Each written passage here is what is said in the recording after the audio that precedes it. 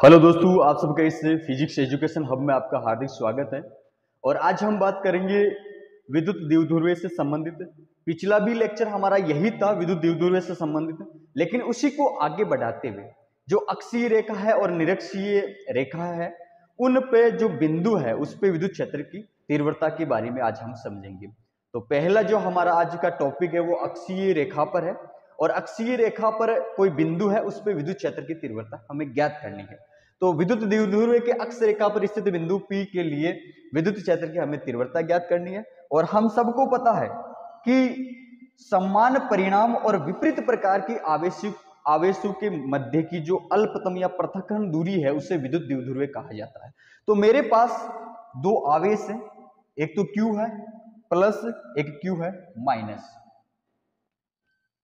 और इनके मध्य की जो दूरी है वो है 2a, और जो बीच का जो केंद्र है इसे कहा जाता है द्विध्रुवीय केंद्र। ये द्विध्रुवीय के बीच के केंद्र को द्विध्रुवीय केंद्र कहा जाता है, जिसको मैं O से प्रदर्शित करता हूं। अब इस बिंदु O से R दूरी पर स्थित, इस बिंदु O से R दूरी पर स्थित, इस प्रकार से हम दर्शा सकते हैं। R दूरी पर स्थित बिंदु एक P है, और इस P बिंदु पर हमें विद्युत क्षेत्र की तीव्रता ज्ञात करनी है।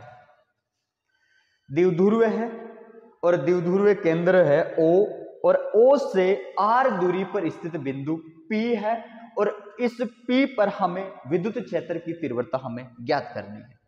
अब हम सबको पता है कि समान परिणाम तथा विपरीत प्रकृति के दो आवेशों के मध्य की जो अल्पतम दूरी है इसे विद्युत द्विध्रुवीय कहा जाता है, जो हमने पिछली क्लास के अंदर पढ़ा था। अब इनके जो मध्य की दूरी है 2a है, तो इतनी सी दूरी है, यह है a और ये दूरी हो गई a। इसका मतलब टोटल दूरी कितनी होगी? 2a होगी। अब इस बिंदु P से, इस बिंदु P से जो प्लस Q आवेश है इनके बीच की दूरी कितनी होगी? इनके बीच की दूरी होगी r माइनस a। ये टोटल O तक r है और ये हमें क्या करनी है? माइनस करनी है। तो ये दूरी हो जाएगी, ये जो बिंदु P से प्लस Q आवेश के मध्य की जो दूरी है वो हो जाएगी r माइनस a, और इस बिंदु P से माइनस Q आवेश के बीच की जो दूरी है वो हो जाएगी R, तो O तक है, उसके बाद में A है, तो ये हो जाएगी टोटल R प्लस A। और इसके बाद में बिंदु P से प्लस Q आवेश के सापेक्ष जो विद्युत क्षेत्र है वो होगा आपकी धनात्मक के लिए होगा, धनात्मक से बाहर की ओर, तो ये होगा इस प्रकार से, देखो इस प्रकार से, ये E वेक्टर प्लस Q, और ऋणात्मक के लिए अंदर की तरफ यानी ऋणात्मक की ओर, तो इस प्रकार से होगा ऋणात्मक की ओर, तो ये होगा E माइनस, इस प्रकार से। ये हमने दिशा को भी बता दी। अब इसके बाद में हमें समझना है कि बिंदु P पर विद्युत क्षेत्र की तीव्रता। एक बार मैं इसी की चीज को वापस से समझा रहा हूं। मेरे पास दो आवेश है और उन आवेशों के बीच का जो केंद्र है विद्युत द्विध्रुवीय केंद्र है, और इस विद्युत द्विध्रुवीय केंद्र से r दूरी पर स्थित बिंदु P है, और P पर हमें विद्युत क्षेत्र की तीव्रता ज्ञात करनी है। अब देखो इस बिंदु P से प्लस Q आवेश की जो दूरी है वो है r माइनस a, और बिंदु P से माइनस Q आवेश के लिए जो दूरी है वो है r प्लस a। सबको पता था कि बिंदु P से O द्विध्रुवीय केंद्र O के बीच की R थी, और ये दूरी हो गई A, तो ये टोटल कितनी दूरी होगी? R plus A। यहां तक इस बात को हम समझ चुके हैं। अब इसके बाद में विद्युत क्षेत्र की बात कर रहे थे भाई, विद्युत क्षेत्र की दिशा किस तरफ होगी?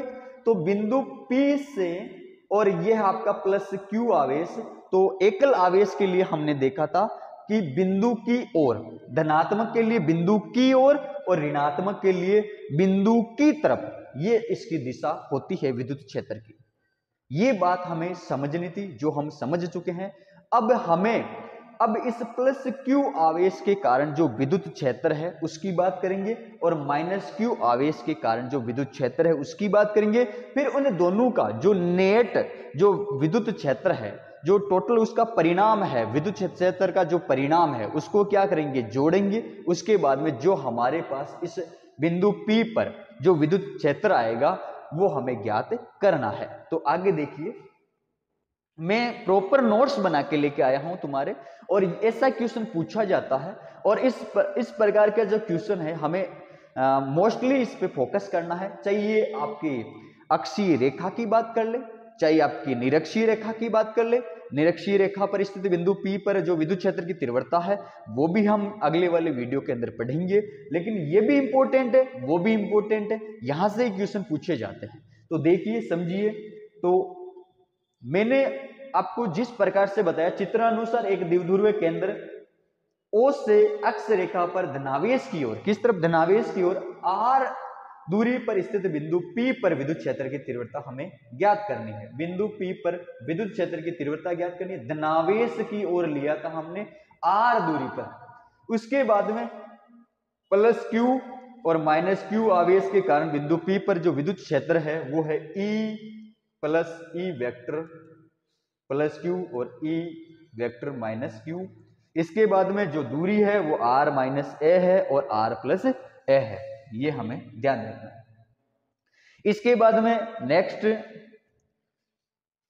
प्लस Q आवेश के कारण जो विद्युत क्षेत्र है, हम सबको पता है कि एकल बिंदु के लिए एकल बिंदु आवेश है और उसके लिए जो विद्युत क्षेत्र है वो होता है KQ बट्टा आर स्क्वायर, KQ बट्टा आर स्क्वायर होता है। अब यहां पे हमारे पास जो आर स्क्वायर है धनावेश के लिए, क्या हमने देखा था कि r माइनस ए, तो r माइनस ए का स्क्वायर हो जाएगा।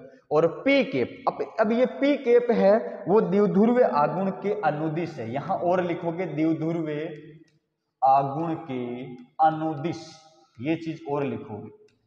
और माइनस Q, ये माइनस P कैप ये आएगा आपके द्विध्रुवीय आघूर्ण के विपरीत, ये चीज भी लिखोगे, के विपरीत, ये चीज आप लिखोगे। तो ये आपका E प्लस पर हो गया और E वेक्टर यहां पे माइनस आवेश के लिए हो गया विद्युत क्षेत्र। और जो टोटल विद्युत क्षेत्र है इसको हमें क्या करना है, परिणामी जो विद्युत क्षेत्र है इसको हमें प्लस करना है। आपने देखा था कि हमारे पास बिंदु था P और यहां हमारा प्लस और यहां हमारा माइनस आवेश था, इनके मध्य की दूरी है वो है 2a, और इस बिंदु P और R के मध्य की जो दूरी थी वो थी आपके r माइनस ए, तो r माइनस ए का स्क्वायर। और किसी भी एकल बिंदु के लिए जो विद्युत क्षेत्र की तीव्रता होती है वो होती है KQ बट्टा आर स्क्वायर, और यहाँ पे आपके पास आर स्क्वायर क्या है, a r माइनस ए है। यहां पर टोटल यहां से लेकर यहां तक दूरी थी आपके पास r प्लस ए, तो ये r प्लस ए का स्क्वायर। इसके बाद में टोटल करना है तो हमने टोटल को किया, यहां पे टोटल किया हमने। उसके बाद में इनका लेसे पे लिया, ये लेसे पे आया r माइनस।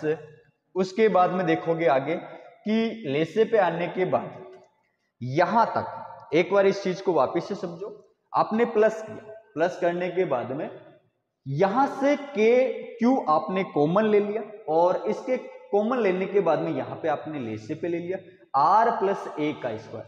r प्लस ए का स्क्वायर आप जानते हो r स्क्वायर प्लस ए स्क्वायर प्लस 2ra होता है, तो ये हमने यहां लिखा। माइनस के लिए यहां आपका माइनस आ जाएगा। अगर माइनस के लिए निकालना चाहते हो, r माइनस ए का स्क्वायर ज्ञात करना चाहते हो, तो r स्क्वायर प्लस ए स्क्वायर माइनस 2ra हो जाएगा, यही हमने लिखा।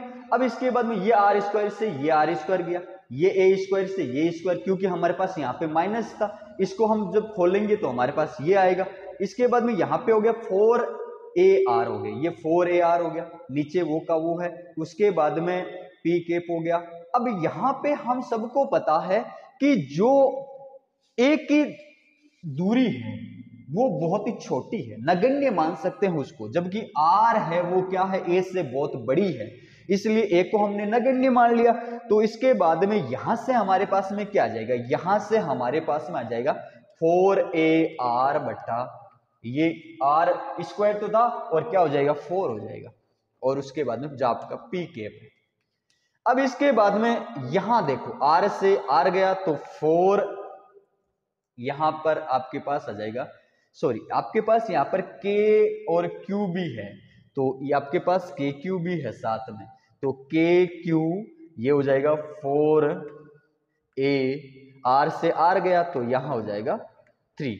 इसके बाद में हम सबको पता है विद्युत द्विध्रुव क्या होता है, P बराबर Q इंटू 2A होता है। तो यहां पे आपके पास बन रहा है ये रहा Q और ये रहा 2A, इस 2 को बाहर निकालो तो 2kp बट्टा आर क्यूब।